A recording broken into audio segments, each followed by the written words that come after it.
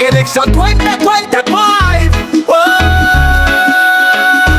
Para palalala talaga ngayon, pilihan ng mga boto till the break of dawn. Wala nang tago-tago, hindi katulad noon. Gagapangin pa kung sino nasa oposisyon.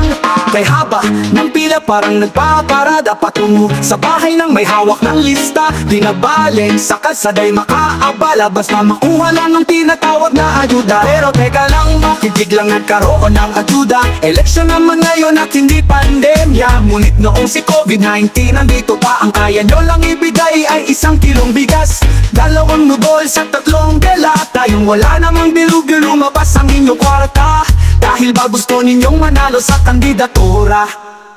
Heto na naman tayo mga Pilipino, sa halalan ibibenta ang mga boto. Ngunit kapag nakaupo na ang mga trapo, bigla na lang magwelga at kalabanin ng gobyerno. Isisigaw sa mga daan ang mga kabulukan, hindi daw karapat-dapat sa panunungkulan. Nakalimutan na kaagad ang katotohanan na isa kayo sa bumoto at naglagay sa luklukan. Nakakalito na naman dito mga politiko, dahil sa tuwing election lang sila magiging tao. Dadalaw sa bawat bahay upang muling mangako, samahan pa ng pagkikipagkamay at matamis ng ngiting aso, upang kumbinsihin ng marami at muling maloloko. Ibibigay ang puting sobre kahit hindi ka nang hingi. Pinipilit ang pagtulong sa mga rehistradong ulubi, ngunit kapag wala ang pangalan mo at hindi ka botante, walang mapansin sa iyo at wala ka matatanggap kahit 20.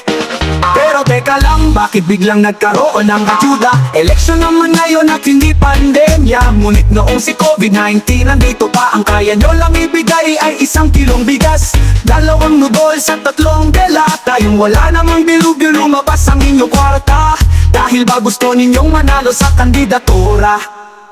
Heto na naman tayo mga Pilipino, sa halalan ibibenta ang mga boto. Ngunit kapag nakaupo na ang mga trapo, bigla na lang magwelga at kalabanin ng gobyerno. Isisigaw sa mga daan ang mga kabulukan, hindi daw karapat-dapat sa panunungkulan. Nakalimutan na kaagad ang katotohanan na isa kayo sa bumoto at naglagay sa luklukan.